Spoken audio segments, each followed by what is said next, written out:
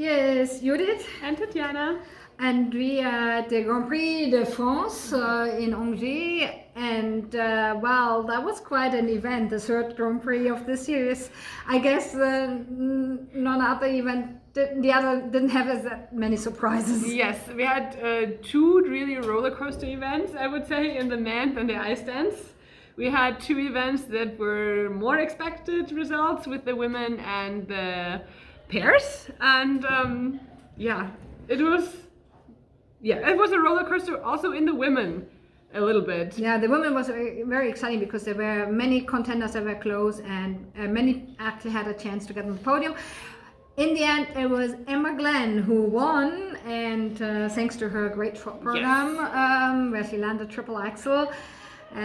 But it was her first Grand Prix ever, gold medal, so that was very exciting to see. Yes, and she really nailed this short program. I think for me personally, I think this is the best program she ever had, especially the short. It's such a fit for her, and the 78 points is also the highest highest short program a woman has scored in a while in women's figure skating, and also her total score with 210 points was the highest score on the Grand Prix season so far.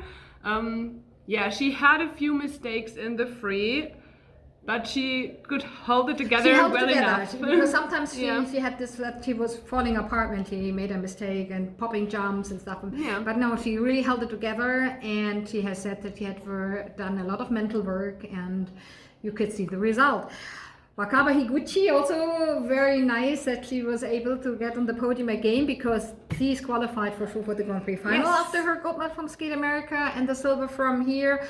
And she put out two very consistent performances. Yes, she was actually better than at Skate America. Also, her score was better than at Skate America. But, events are different. And I'm really thrilled for her after two very difficult seasons. She now is really back. She will be with making the Grand Prix final. Also a good contender for making the world's team now.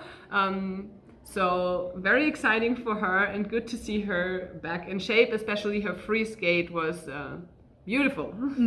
Yeah. The Rion Sumiyoshi is she's very consistent here in France. Yeah, in general, I mean, this is like her fifth Grand Prix event and her fifth medal. So yes. She's a very consistent medalist in the Grand Prix series. She kept her record clean on the Grand Prix, and she attempted quad toe, but it was not successful. It was landed forward. But the rest of her free skate was clean, I think. And that put her up from 5th position to the 3rd overall. It's her 3rd consecutive bronze medal here in France. I really like her free skate. It's very powerful. It shows like a little different side of her. Also a very nice costume. Yes, very nice costume. And we'll see. She skates in China. Last season she was able to qualify for the Grand Prix final. We'll see how it goes this year. Someone who was expected in the medal positions was Cheon Kim of Korea. Yeah, the top seed, world bronze medalist. And she was in second with a very good short program, which I really like this program. The free, unfortunately, she had a bad fall on the triple toe combo, and that cost her the medal because the scores were close. And can see she is 2 points. She has 199.99 points, and the bronze medalist is 201.38. So you can see how close the scoring was. So one mistake, and that was it. That was it. She told afterwards that she was very nervous. She always says that actually. She's always nervous. Everybody was nervous. Yes. Nervous. She always, her first sentence is always, "I was so nervous." And I feel like I feel you. And she also said she struggled with the jet lag, and she is actually happy that her next event will be in China, where she doesn't have so much time difference, so she is optimistic that she can do better there. So a game with Amber and Rion, by the way. Yes, that will be a tough event. Then Sarah Everhart on her Grand Prix debut did very well, 2 consistent performances. Yes. She can be proud. She can be very proud. She said though after the free that she felt a little bit tense, and she wants to do better, but I really think she can be very pleased with her first outing, and she will skate again in Finland. Well, and then Nina Pinzerone, Mai Mihara, Anastasia Kubanova did not really performed to their best. Unfortunately, they some errors here and there, so that's why they were Lower. they are far away from the podium this time, and yeah. I want to give a shout out to Mai Mihara because she really learned her English. Like she now is able to speak English in the mixed zone, and I really want to appreciate that she really puts in. She said she studies and she tries hard, and she came out and was willing to do interviews in English, and shout out to her. We love Maya. Who doesn't? Exactly. Also as a skater. The next one that finished. Let's talk about the dance first.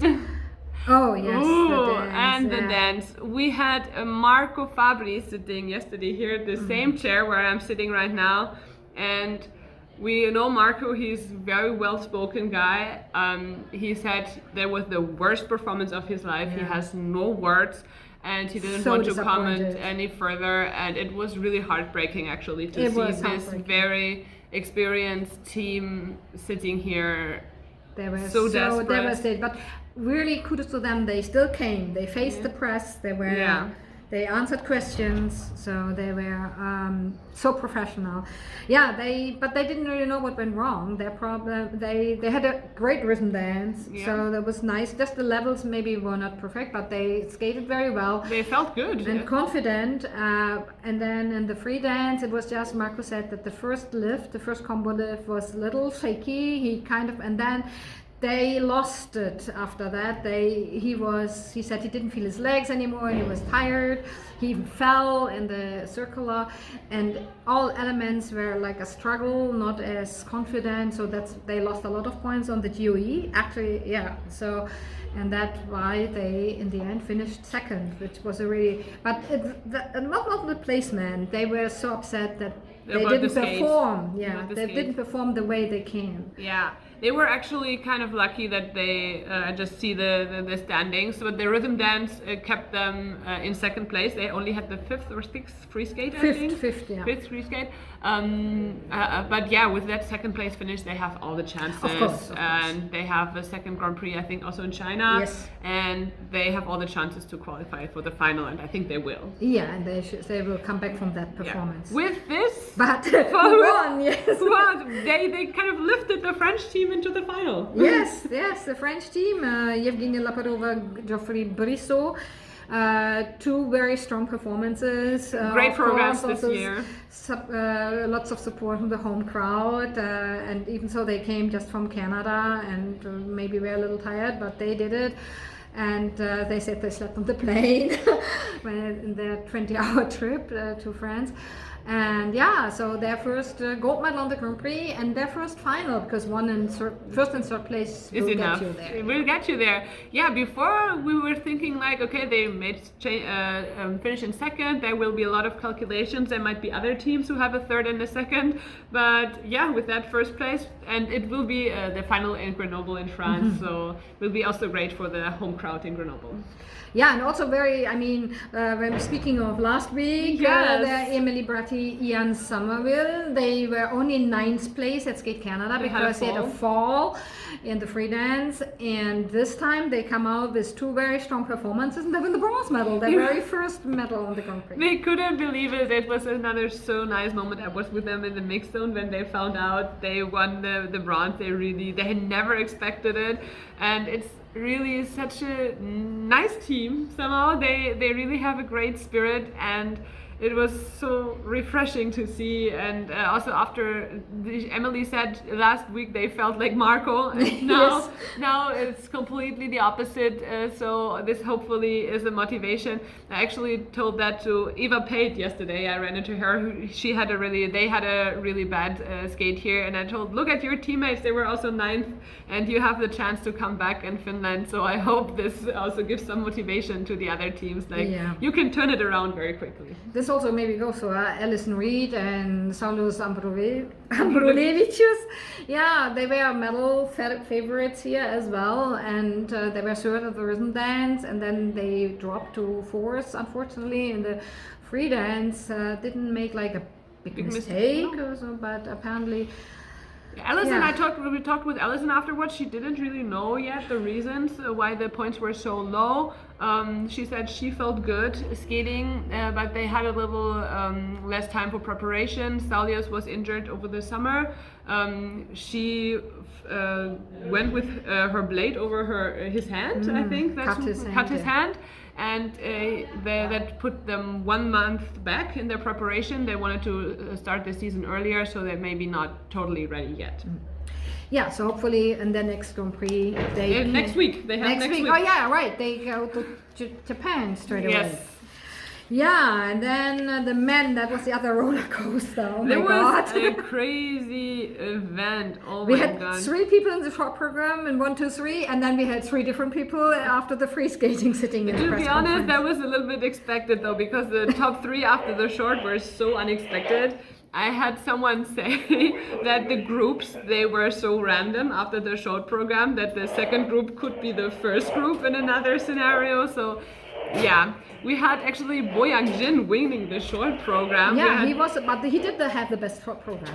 The others were a little messing I came around. in the wrong way, that's why. I was like, why does this look so different? No, Amber came in already, eh? Just running it. Yeah, but Amber will do another interview. Yes. All right. So So quickly, we continue talking about the men. So we had Adam Xiao Himfa winning here, which is not a big surprise, but he really came back after a devastating short program. But he said already after the short, I know I can come back. And he did it at Worlds, and he did it again. He won also, though, because his competitors didn't have their strongest days Yeah, as well. right. But also very nice for Koshiro Shimada winning his first Grand Prix medal, silver. Yes, after so many attempts, Koshiro, I'm so happy for Koshiro because he's such a sunshine on and off the ice. He's such a nice and supportive person. He always supports his teammates, his Japanese teammates, his teammates in Champery, and now he is the one winning the silver here. And also Stéphane Lambier was so happy, he cried his happy tears. So even though also Koshiro didn't have 2 perfect skates, it was good enough to win the silver here. He was better than the others. Yeah. Andrew Togashev, solid, quite solid, little mistakes here and there, but also first Grand Prix medal for him. Right now he only has 1 Grand Prix assignment, so maybe he will get another one. Yes, he will be very high up on the alternate list. So let's talk about, now we have to talk about Mikhail Shaidorov, because Mikhail Shaidorov made history here. Yes, he became the first to land a triple axel quad toe combination. And some people even didn't notice right away, but it looked so easy. Yes. But yeah, so that was a historical moment that we were able to witness here. Yes, and he said already that he has new plans for new crazy combinations that he wants to try, so, he wants watch to out for that. Ryo Ilya Malin. And the final one was the pairs. The pairs. The pairs we had Minerva Fabian Hase and Nikita Volodin winning as it was expected, but they were very solid. Minerva said also afterwards they wanted to prove that their first strong outing at Nibelhorn Trophy wasn't a fluke, and that they kept showing consistent performances, and that's exactly what they did here, and they won the title. Yeah, and Sara Conti, Nicolo Matti also did very well, so good for them. Yes, they come back from a very difficult season. They were also very honest and open about it, that actually it had thrown them off a little bit, that of course they had been privately together, they had been a couple, then they split up, and last season that was difficult for them. And now they found their rhythm again, they found their connection again as a team, now as partners, not in life but on the ice, and that really shows. And yeah, they were very pleased with both of their skates and have the new confidence back.